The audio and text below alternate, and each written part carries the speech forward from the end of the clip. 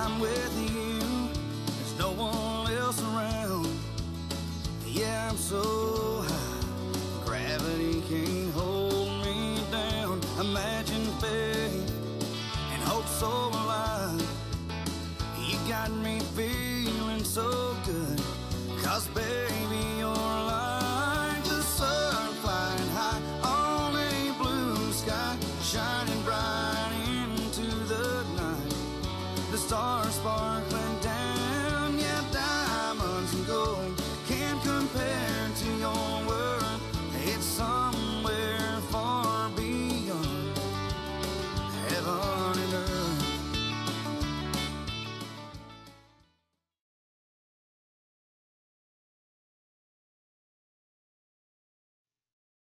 Welcome to Me, Myself, and Liberty. I'm Leslie Nesmith, and as you can see, I have a very, very special guest with me today. Not that kind of special, Leslie.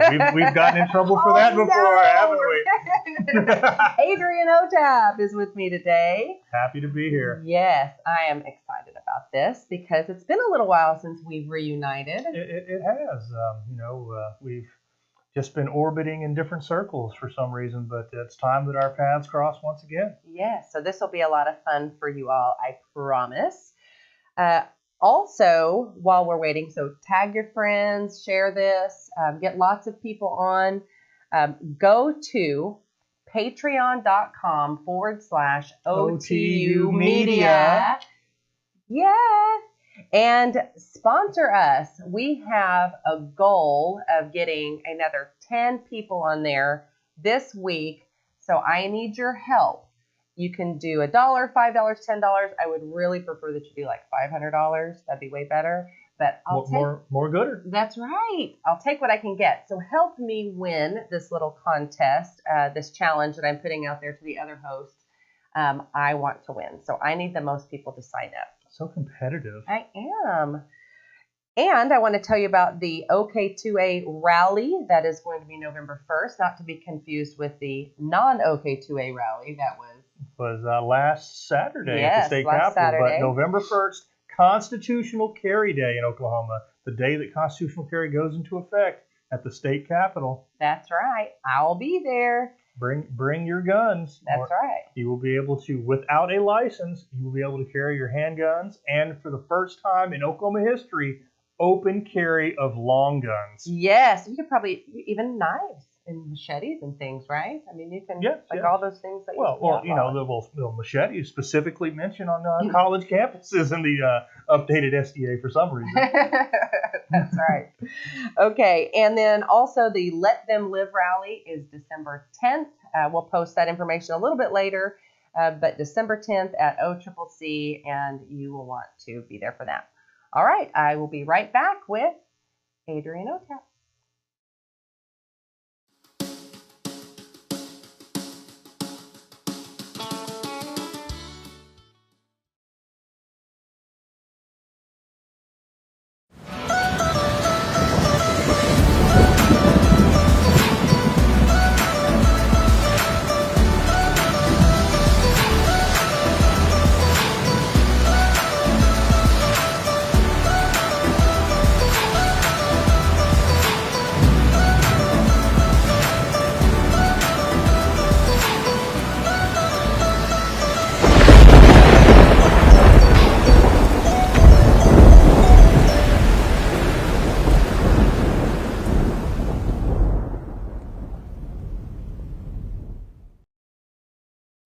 Drives a truck. Visit cdluniversity.org. At CDL University, and another success, another one drives a truck. Hey, gonna help you too. Another one drives a truck. Dear Miller, CDL University. For some of you, it's already too late. You're standing over in a dirt field, waiting in line to back a truck, and it's been 3 weeks now. If you're gonna do this, do it right. Come to CDL University. Get your CDL.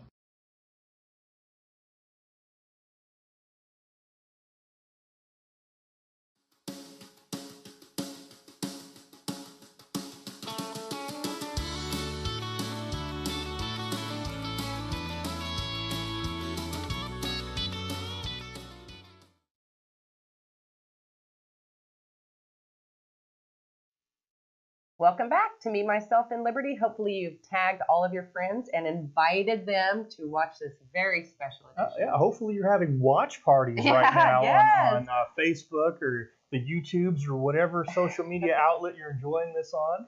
Yes, tag everyone. This is going to be just really, really interesting.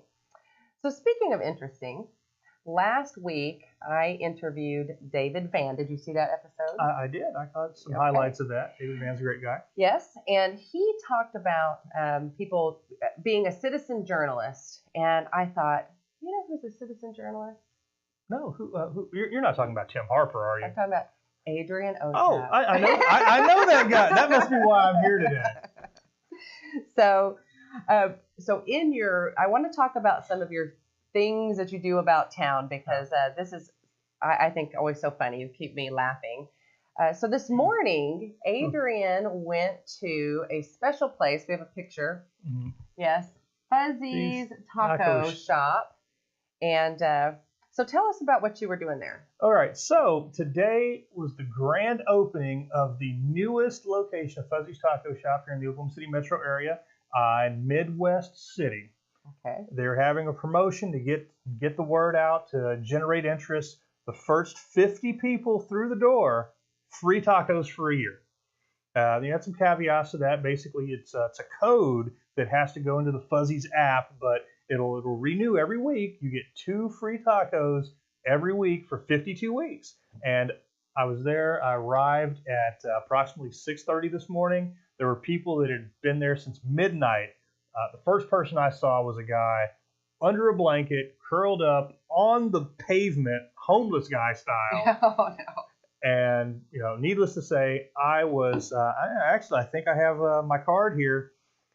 Congratulations, you're a winner. I was the 20th person in line. So, yes, I do receive free tacos for a year now. That's exciting. So everyone's going to want to be your lunch date. Absolutely. And it's like I said, it's in Midwest City. It's right near the new Warren Theater, actually. It's right next door to it. Okay. So, movies and a taco. Hey. But actually, for me, it's also close to Tinker Air Force Base, and I have base access, so I go there for the inexpensive, not cheap, inexpensive haircuts once a week, and that'll be my lunch after haircut. I'll go get the free Fuzzy's tacos with shrimp. Shrimp tacos are, that's my guilty pleasure.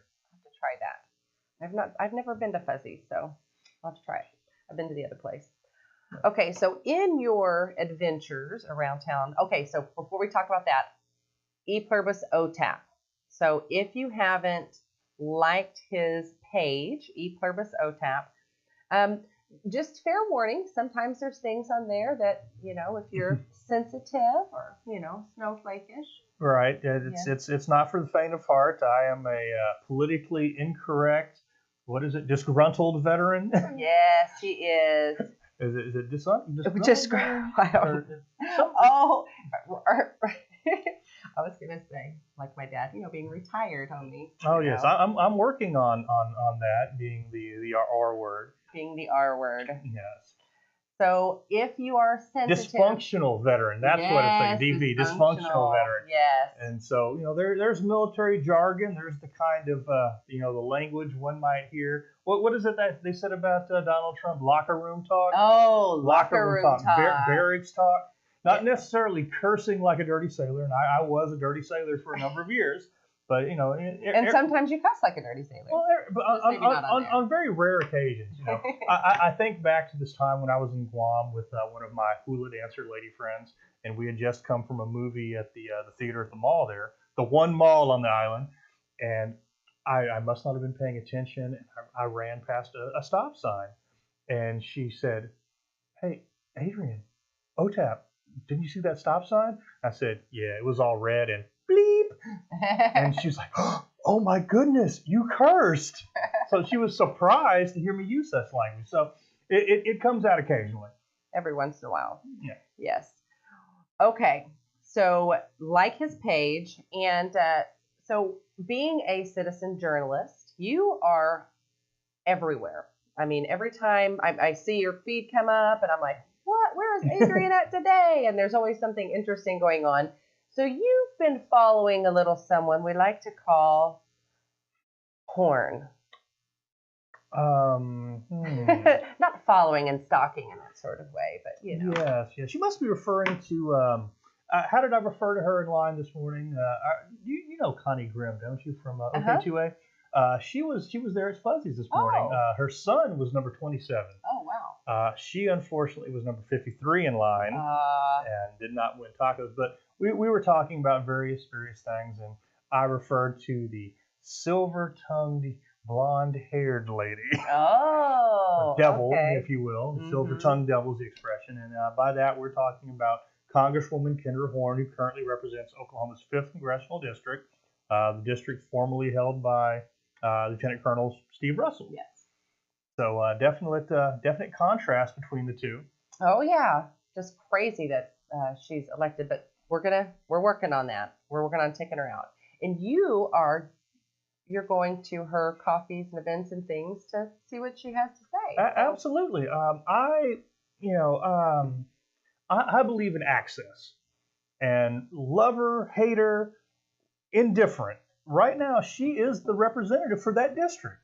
So whether you have disagreements with her, you sit on the other side of the aisle politically, Republican, Democrat, Independent, Green Party, Communist Party, whatever, that's your person. If you have issues that you want addressed, that's where you have to take them. You can't just sit at home and sit on your thumbs and fall silent and expect her to know what's on your mind.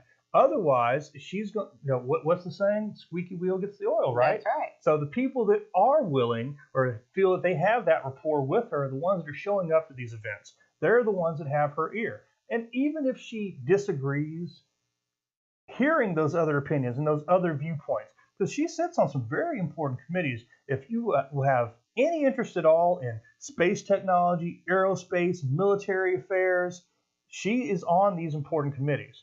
And here in Oklahoma, military, we have a number of military bases: Fort Sill, Tinker Air Force Base, Enid, Vance Air Force Base, Altus Air Force Base, munitions plant, all the aerospace. She loves talking about how aerospace is the second biggest private employer in Oklahoma.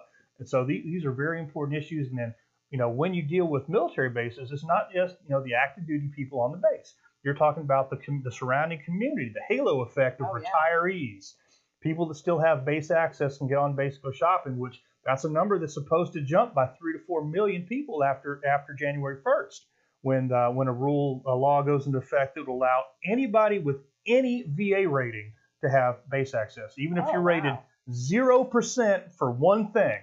If nothing's wrong with you, but the VA says here's 10% for tinnitus, you get to go back on the military base, even if you only did your one enlistment. Oh wow! And so. Again, I believe that you shouldn't shut yourself out. And at one of these events, Ken Warner and Charlie Potts, regulars in the Oklahoma City Republican Party, I see them regularly at the Reagan breakfast. Yeah. They were in there, and this was also the event at the coffee shop in Bethany. Not the village, actually. The mayor of the village was there. And again, these are elected officials, people who need to have your ear.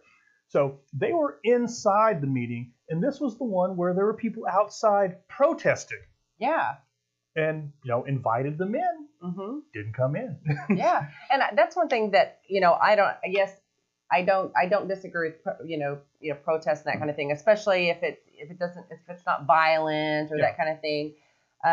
But like you said, if only people that support Kendra Horn show up to these events, then it's like it's an echo chamber. All she's going to hear is affirmation that, oh, that's right. That's exactly what we want. Oh, thank you, Congresswoman. You're doing exactly what we want. No, she needs to understand, and she needs to hear voices. And they don't have to be rude voices. Right, they don't have to be, it wasn't. Right. It's possible to be respectful. It's possible to disagree without being disagreeable, and to meet on either side of the table and have that discussion. A discussion we're going to continue after this next break. That's right. He saw the break sign.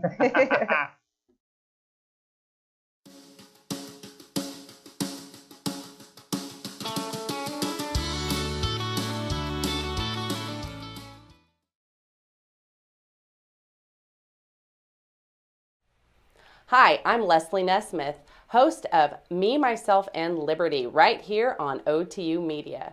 I'd like to ask you to go to www.patreon.com/OTUmedia to support us. By going to patreon.com, you are supporting everything that we do here at OTU Media and Oklahoma Taxpayers Unite. We are getting the word out, so join us. Introducing all new, safe, natural relief. A cannabinoid-rich, clarity and focus formula with 17 essential supplements. When it matters most, you've got a job to do. Anxiety isn't an option. Programmed to keep you moving. A product exclusively manufactured for Active Duty RX by Cantech Labs.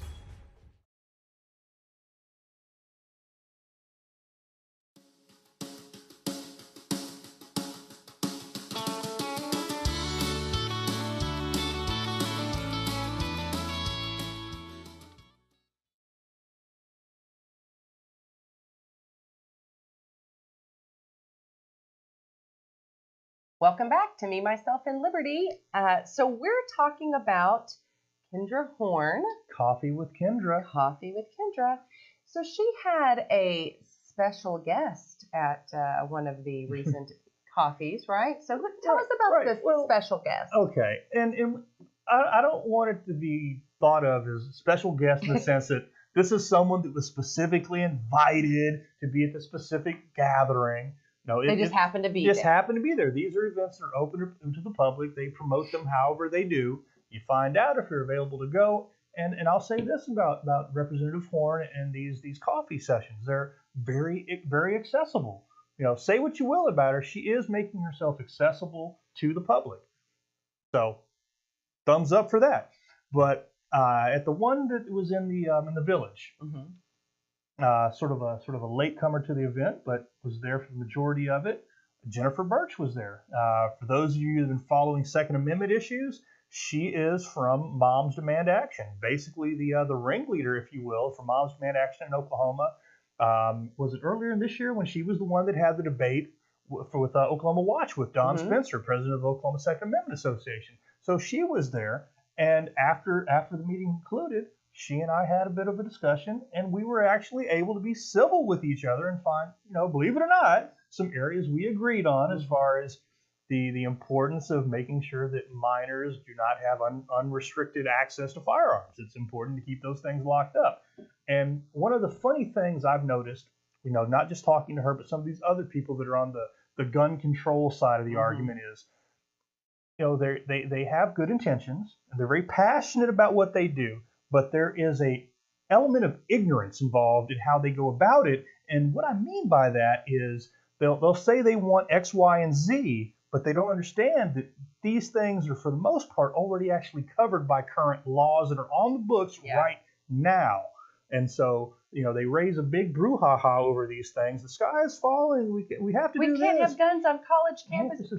People walking around with guns everywhere. My goodness. Well, speaking of that, if you recall when Don Spencer and Representative Lowe, if you go to E Pluribus OTAP, I call him other things than just Representative Lowe, but we're keeping it PG here. Yeah. But they're on, I believe it was Channel 9, and they're pointing out that you cannot exit your vehicle on a college campus. It is absolutely legal right now, if licensed, to have it in your car in the parking lot out of sight. You just can't get out of your car with it. And Representative Lowe was making this argument about tailgate parties at OU and OSU football games where alcohol is involved. And Mr. Spencer points out, well, you can't get out of your car, to which Representative Lowe retorted with, you can wind your window down. So, first of all, okay, it's illegal to consume alcohol while carrying a firearm, but to suggest that people in college campus parking lots are going to roll their windows down and have drive-by shootings at tailgate parties, it's absurd. And this isn't a case of, as Rush Limbaugh likes to do, pointing out absurdity by being absurd. These are things that these people actually believe or using it as part of their argument to push their agenda. So that's enough said there. And I think that on that point that sometimes they know it's not true, but they know that the public at large, so many of them are not educated and they'll believe anything they're told. Right. And then that goes back to the petition drive and the misleading information saying that you'd be able to take, guns on the college campuses. And no, you just can't do that unless you have the written permission of the president of the university or college or technical. Which probably isn't going to happen. It's happened like 3 times in the last 50 years. And even after, right now they can do that. And after November 1st, it gets even more restrictive in that the president of the university can specify where on campus you can take the gun. It's not just blanket permission to carry your firearm all over campus. They can now say you can take it to those 2 buildings. Yeah. So that's a change there. And oh my goodness, my train of thought was derailed. We were talking about Kendra Horn, and you were talking about but some of the other people that have shown up to her. Now, at the most recent one, it was at I think you'd be better equipped to tell me the new name of this location. It's right next door to. Oh, you're talking about the new coffee place. The new coffee shop right next to your shop. Oh yes, it is all about cha. Is that it? No, it's not. No, what is it? No, it's not all about cha. It's oh my goodness, I think it's Cafe Cha. Oh gosh, I don't know. I'm being a terrible brand ambassador for the coffee store that just opened by my office. I'm sorry. Yeah, but it's a lovely place. They have wonderful things. Anyway, it was a more intimate setting. Mm-hmm. So just the layout, the floor plan was not conducive to setting up a camera and getting any footage of this, which is really unfortunate because I am not I don't speak coffee. When we go to Starbucks, my wife orders for me. She translates all of those coffee terms, and usually I just say, the venti, double tall, no sugar. Like you have something no whip, yummy with caramel in it, and that's what I get. But I decided on what I was going to get, and while I was making that decision, a gentleman whose face seemed very familiar to me approached, and we started up a conversation, and then I looked, and he was wearing a lapel pin that said CAIR. What does that spell? It spells care. Care? Yeah. Well, what's that? Okay, isn't that the Council on American Islamic Relations? It is. And lo and behold, it was Adam Soltani, the executive director of CARE Oklahoma. Wow, right there at Kendra Horn's Coffee with Kendra. There you go. And again, he lives in her district. He's a constituent. He wants to voice his concerns, and more power to him for doing that, because civic engagement is one thing that I am always encouraging. So I can't knock this guy for being there, just like I can't do that for anybody else that was there. But the funny thing is, before the event kicked off, and before Representative Horn actually showed up, we're just sitting there sort of mingling, and Mr. Soltani just has a seat, gets comfortable. And first thing he starts talking about is how Donald Trump is the most racist president this country has ever had. And the people around him... Other than Obama. No. Well, the people around him just sort of, jump on that bandwagon, and they're like, yes, and I agree, and so on. And then I just sort of looked and said, really? More than Andrew Jackson? And he just kind of paused. I don't think he was expecting anyone to call him out on this accusation towards our current president. But he responded with, well, but Trump has Twitter. And I immediately shot back with, okay, President Jackson had the Trail of Tears. Hey. And it was pretty much a moot point at that point. And we didn't get into things like how, let's see, under President Trump, what do we have? The lowest black unemployment? Right. Record black unemployment. Ever. Lowest levels ever in the history of our country since we've been tracking this thing. Now, granted, during President Jackson's time, we had record black employment, but slavery was still legal then. Yes. And President Trump owns lots of property. Mm-hmm. I'm sure many of his employees are African Americans. Yeah. Granted, Andrew Jackson, he had a lot of employees that were African Americans. Only they couldn't go anywhere. They couldn't go anywhere. Couldn't quit. You can visit his house in Tennessee and see where his favorite slave was buried next to him. You're not going to find that at any Trump hotel. I'm just saying, folks. So, and not only that, but unlike Thomas Jefferson, Andrew Jackson never slept with any of his slaves. That's how racist he was. Yeah. Great point. Well, we definitely can't say that about President Trump. He has had girlfriends and from all different walks of life across the spectrum of all ethnicities. If he is a racist, he is not doing a very good job. He is doing it terribly. He's the worst racist ever. If he's, with all this low black unemployment and Hispanic unemployment and there was a guy, Latinos for Trump, that was at the I don't even want to call it a protest in front of Kinder Horn's office last week. It was the anti-impeachment crowd, basically. A lot of local Republican common faces, if you will, were there. There was one person, I guess he was a counter protester. He had a Trump and Putin sign off to the side. But Estela Hernandez was there, spoke eloquently on the subject. I hesitate to call her the ringleader of that event, but definitely had a very large role in organizing it. And wonderful woman, wonderful life story, epitome of the American dream, someone to be emulated. So if you don't know who she is, look her up. And hey, that'll be your homework during this next break. Hey, yeah, we'll be right back.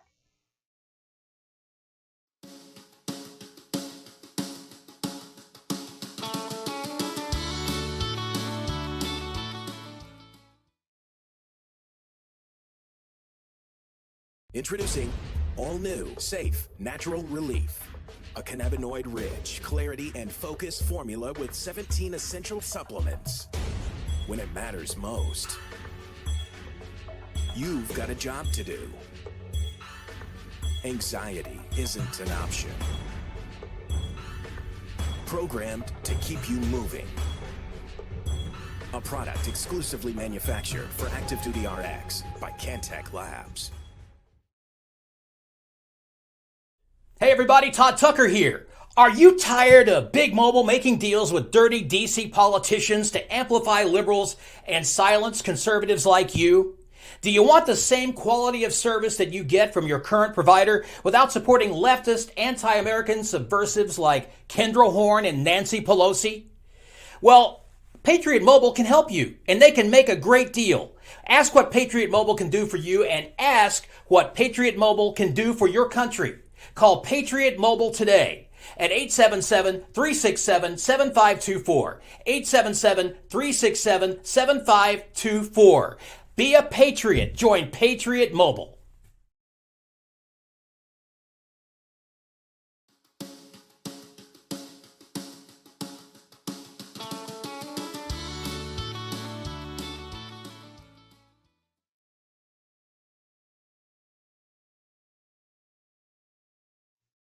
Welcome back. All right. If you could just hear what we talked about on the break.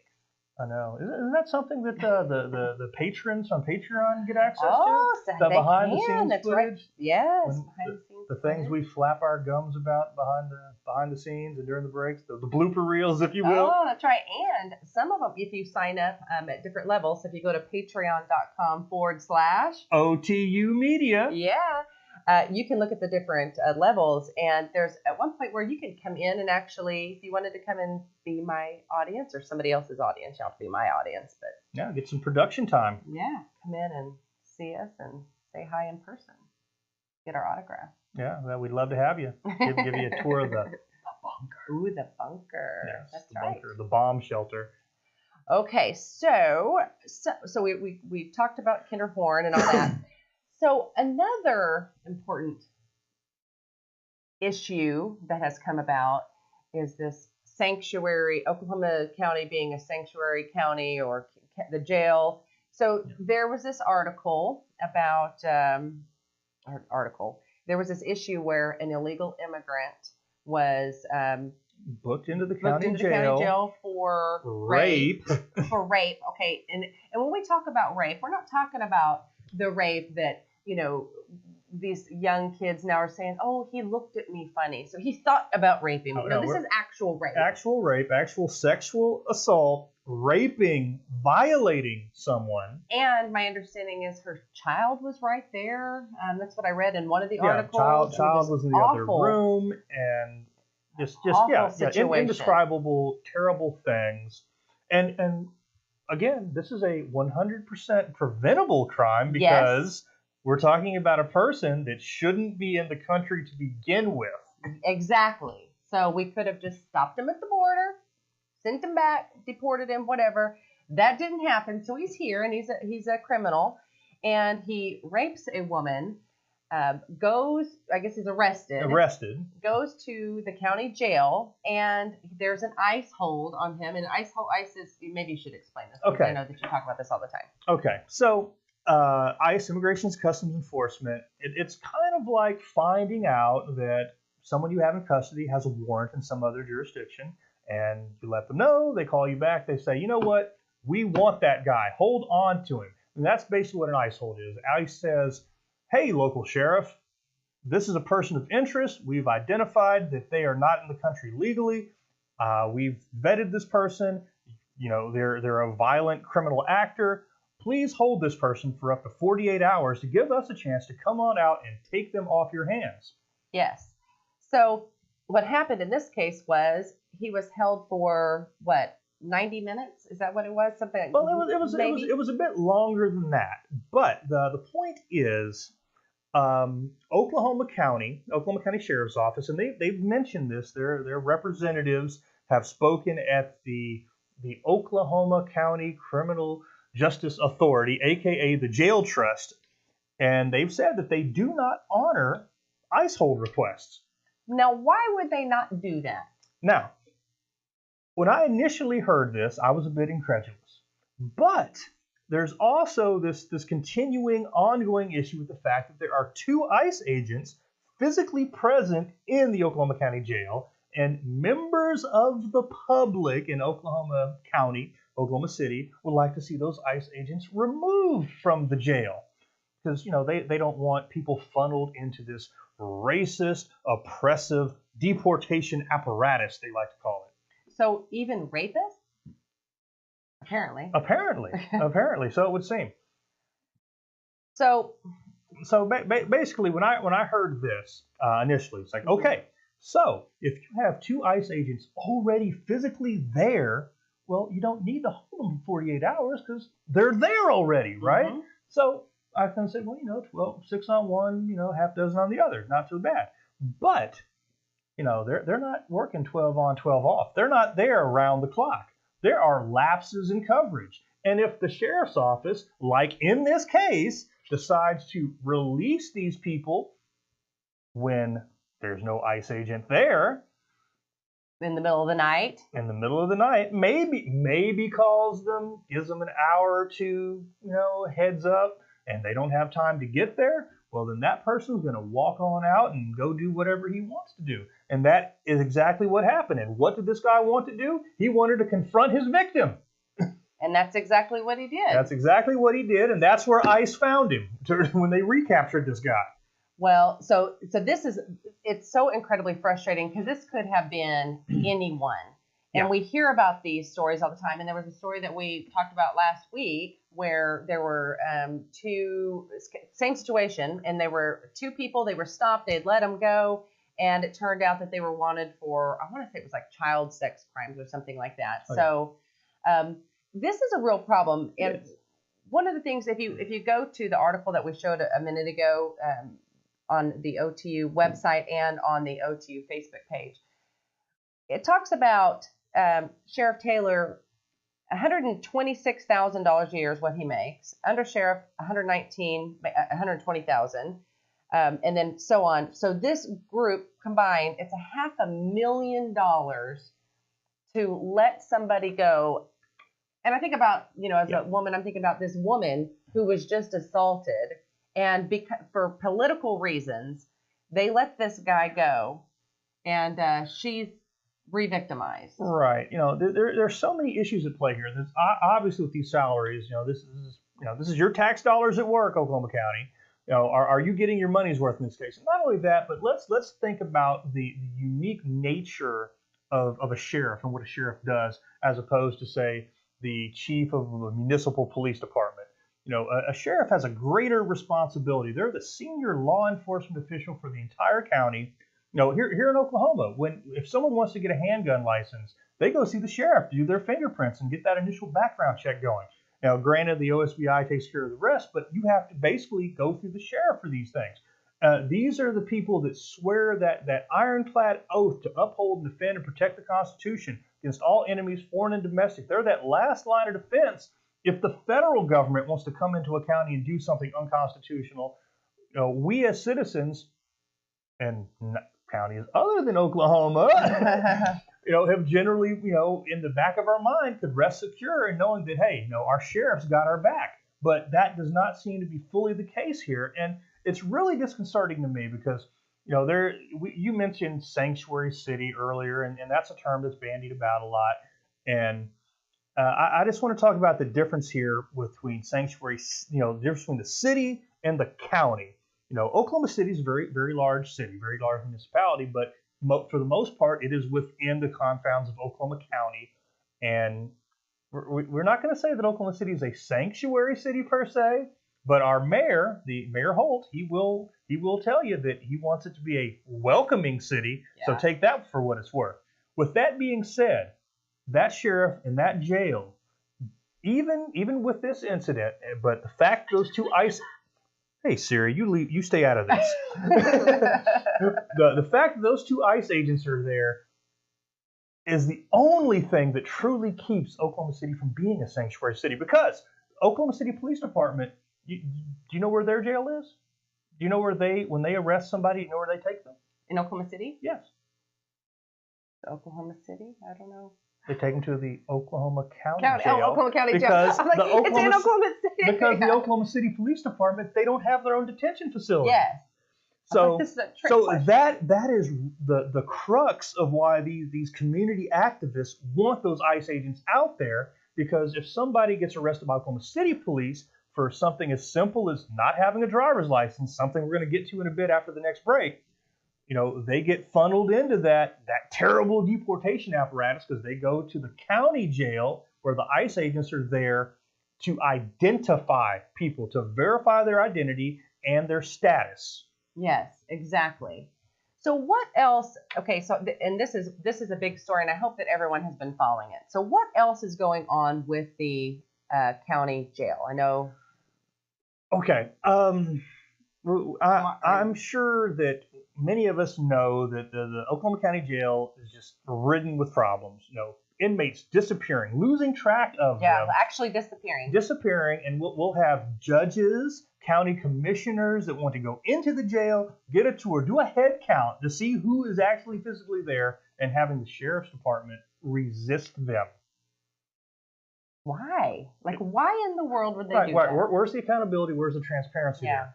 Again, people want to know. So we have people disappearing. We have people dying in the jail. We've got people, U.S. citizens that, again, it's a jail. It's not a prison. It's a pretrial detainment facility. These are people that are waiting for their day in court. They've recently been picked up. They haven't seen the judge yet, or they weren't able to bond out, whatever have you. But, they're still, innocent until proven guilty. Yeah. And, for the most part, there are some exceptions like these illegal aliens, because you're either in the country legally or you're not. And, once ICE makes that determination, there's no gray area there.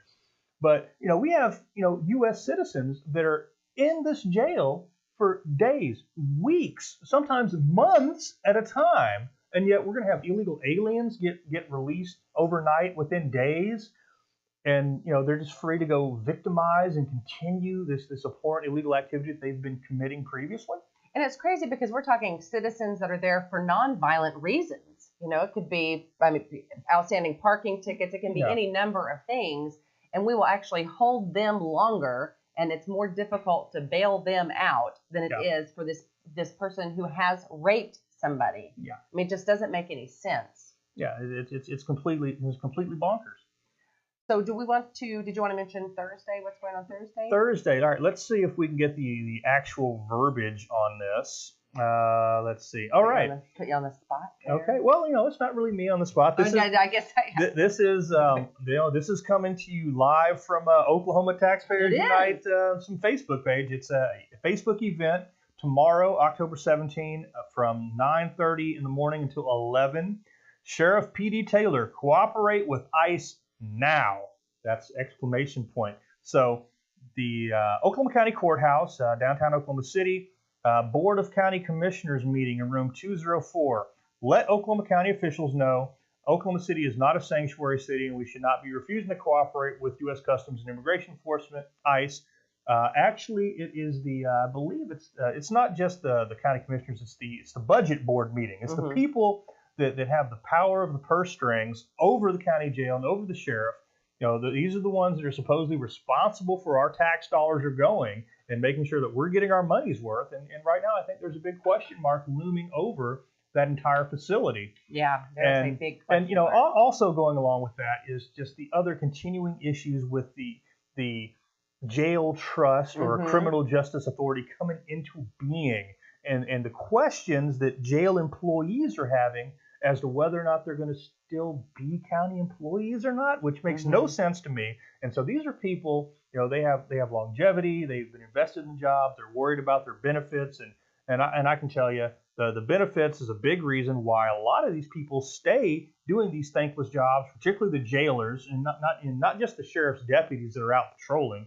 Because compared to other law enforcement throughout the state, they're not paid at a level commensurate with what others are making. So they have a very high turnover rate as it is. And so now we're seeing a rats leaving the sinking ship type of scenario because of this uncertainty, which really doesn't make sense unless we're trying to somehow say that the jail trust is somehow not going to be part of the county government, which doesn't make sense to me. Does that make sense to you? Doesn't make sense to me either. Yeah, so and if that turns out to be the case, and they hire on this jail administrator they want to have that'll run the jail and free Sheriff Taylor or whoever the sheriff is to do, law enforcement work, then again, where's the accountability? Is this going to be nothing more than backdoor privatization?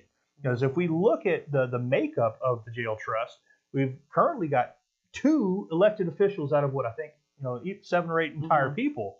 So we've got one of the county commissioners and the sheriff himself, and these other people they're appointed.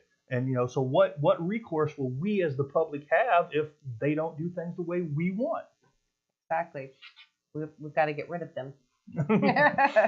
Okay, so we are going to take a break, and then I wanted to ask you about something else, kind of a different subject, but still law enforcement related. So back the blue. That's right. Don't get us wrong. We're coming down a little hard on the sheriff, but we do back the blue. We do. I have these wonderful stickers that say I support Edmond Police and I support Oklahoma City Police, and wonder where I got them from. Got them from me. That's right. Yeah. So with that being said, we'll go into the break. Yep, we'll take a break.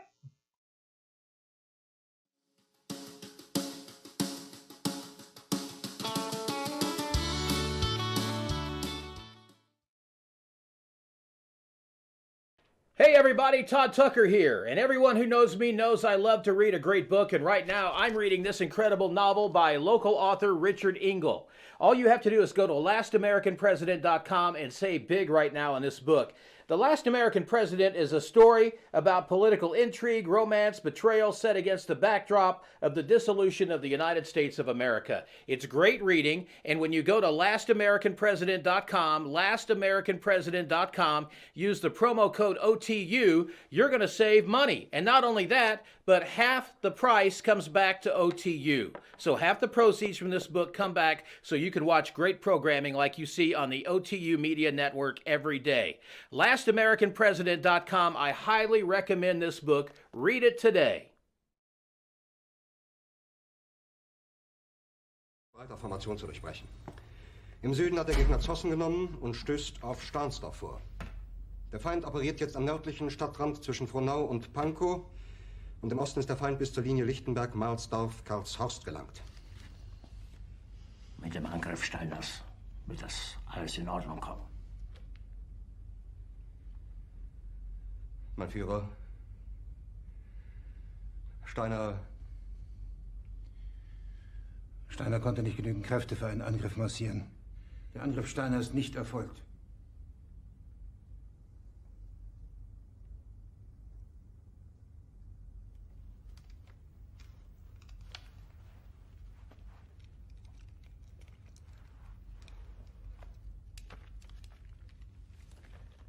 Es bleiben im Raum Keitel, Jodel, Krebs und Burgdorf.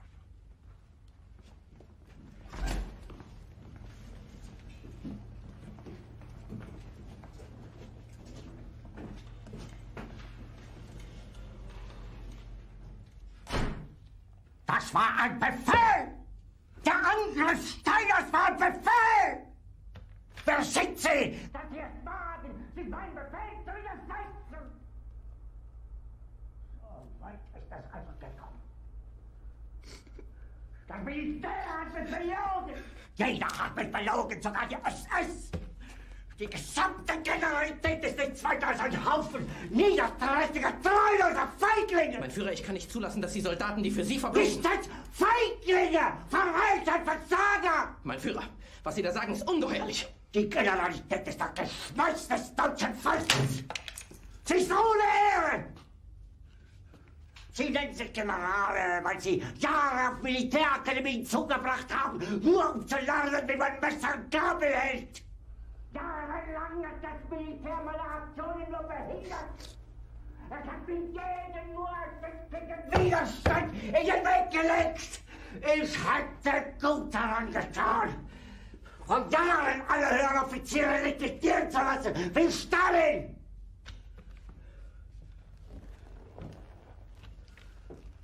Ich war nie auf einer Akademie. Und doch habe ich allein auf mich gestellt, ganz Europa erobert. Verräter! Von allem Anfang an bin ich so verraten und betrogen worden. Es wurde ein ungeheurer Verrat geübt am deutschen Volke. Aber alle diese Verräter werden bezahlen. Mit ihrem eigenen Blut werden sie bezahlen. Sie werden es saufen in ihrem eigenen Blut. Bitte gerne. Jetzt beruhig dich doch.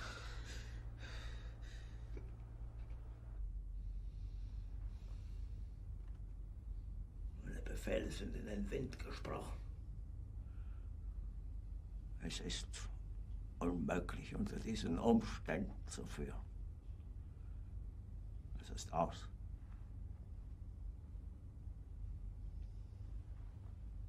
Der Krieg ist verloren.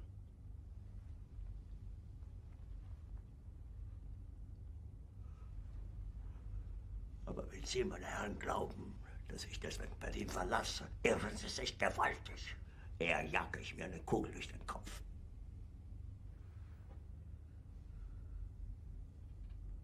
Tun Sie, was Sie wollen.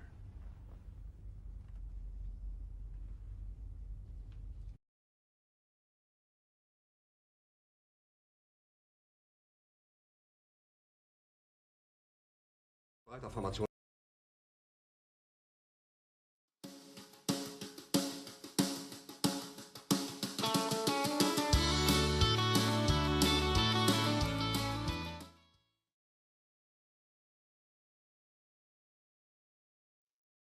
Welcome back. Okay, so I want to hear about, we're almost done, but I wanted to hear what your conversation with the city attorney, how that went. Okay, so yes, city attorney. I stopped by the police department's office recently and asked, hey, is Edmond a sanctuary city? And the police department, they had a volunteer up front who didn't have an answer for me. Said maybe you should talk to the mayor or the city manager or city attorney. So I go next door to the municipal building where those people have their offices, and I speak to the receptionist briefly. She wasn't sure. Said, hey, city attorney or the mayor. Mayor wasn't in his office, but the city attorney was, and we had a wonderful conversation. I bluntly asked him, sir, is Edmond a sanctuary city? And no hesitation. His response was, no, Edmond is not a sanctuary city. And he laid out why. And I mean, for the most part, it's these issues of accountability and liability issues. Mm-hmm. And just it doesn't want to have that type of issue with dealing with ICE and harboring, aiding, abetting, things like that. And I kind of talked around this issue, this series of events with the pullover of these people without driver's license, and the city attorney was like, well, that's it's not necessarily an arrestable offense, but they should definitely get a ticket for that. This is what should happen. And I pointed out, well, maybe the people next door need a memo. Yes, and I don't know how you give a ticket if they have no identification, if they don't have any way to know who they are. What do they do? Just say, my name is... Right. Yeah, my name is Mickey Mouse. My name is Fred Jones. Yeah. My name is, whatever. And, that was another thing we talked about. If you are to give a citation or a notice to appear or a warning to somebody and to create that official record, those documents, hey, I guess you're not undocumented now. There's some documents there, right? Now you've got documents. But, again, you have to have, there's no accountability if you don't get the accurate information. There's no way to hold those people accountable to get them to make that court appearance, to make sure they actually pay that ticket. And, and if they don't pay that ticket and then they get another one and then they get another one, how long does this process continue? Does that snowball continue to build? And these crimes accumulate by virtue of that one police officer who, at his own discretion, decided to not enforce the law at that given time. Yeah. So is there anything you'd like to tell the Edmond police or say to them or to maybe to the citizens of Edmond? Well, again, we give the number for ICE, maybe. Maybe we should put that on the screen. The number for ICE. I actually didn't do that. There's a graphic that goes around. Hey, see something, say something, report people to ICE. We should put that up. But that would be a thing to do. Again, we don't want to have people ratting each other out and having sort of a Gestapo environment. But if you have credible information, by all means, do your responsibility, your due diligence, and make these reports. The Edmond Police Department, any police department, you should enforce the law. You or I. Yeah. Aiding, abetting, harboring. Yeah. We can't do these things. No. It's a crime to do that. And that's basically what the police are doing in this case. If we know or reasonably suspect that somebody is guilty of breaking a law and we have that information and we don't act upon it and turn that person into the appropriate authorities, that's a criminal act on our part. Yes, it is. And I am all about standards. We should have the same standard applied to us as to them.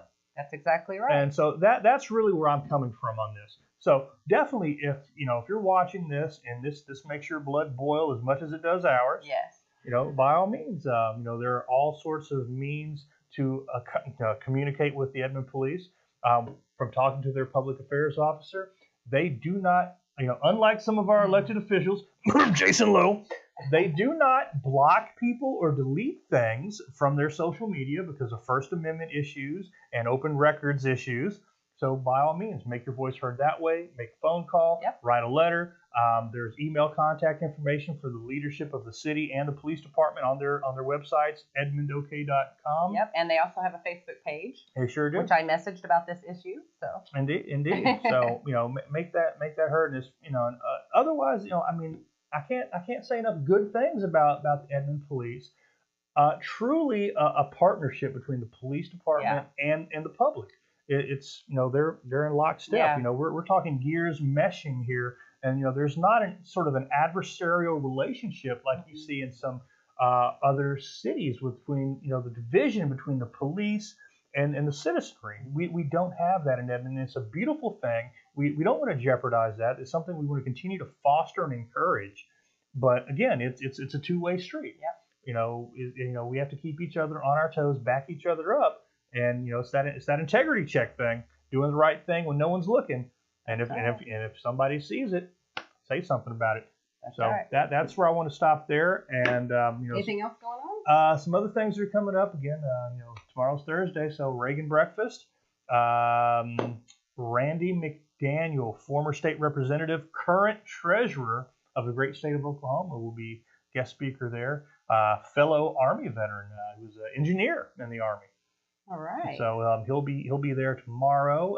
Again, we've already mentioned the OK2A rally. OK2A rally November 1st. on November 1st at the state capitol. The capitol has been reserved all day so that counter protesters can't claim some territory. But they're welcome to come out and do their thing, free speech. They can bring their little blue vested ACLU observers or whatever they want to do. Like when they have some events there, when there was that anti-ICE close the concentration camp protest in Lawton. But after the rally at the Capitol, there's going to be sort of a caravan or a carpool or a march from the Capitol to the Oklahoma City Zoo. As part of constitutional carry going into effect after November 1st, these public trust properties like the zoos and the aquarium and Gathering Place or Scissortail Park, concealed carry absolutely allowed, protected by force of law. Open carry not so much, but concealed carry absolutely allowed. So the plan is to go there and eat hamburgers. Awesome. In honor of Don Spencer, OK2A president, having been kicked out of the zoo for when he was open carrying and eating a hamburger. That's funny. Yeah. All right. Okay, everyone. Be sure to please go to patreon.com/OTUmedia and sign up to be a patron there. And we need your support. We can't your keep support. doing what we're doing without you. You're the reason why we show up and do these things. That's right. And it does cost money. It costs money. It does. So. It's time, it's money, it's effort, and we think it's worth it. Yeah. And from the feedback we've been receiving, it's well received by the public. They'd love to see us keep doing this. Yes. To have us cover more events throughout the state. Oklahoma Taxpayers Unite, things for the benefit and awareness of the taxpayers. So regardless of where you fall on the political spectrum, if you pay taxes in Oklahoma, we would like to hear from you, represent you, and, allow you that access and information. Yes. And by donating, you allow us to keep doing this. Absolutely. So. All right. Well, I will see you all next week.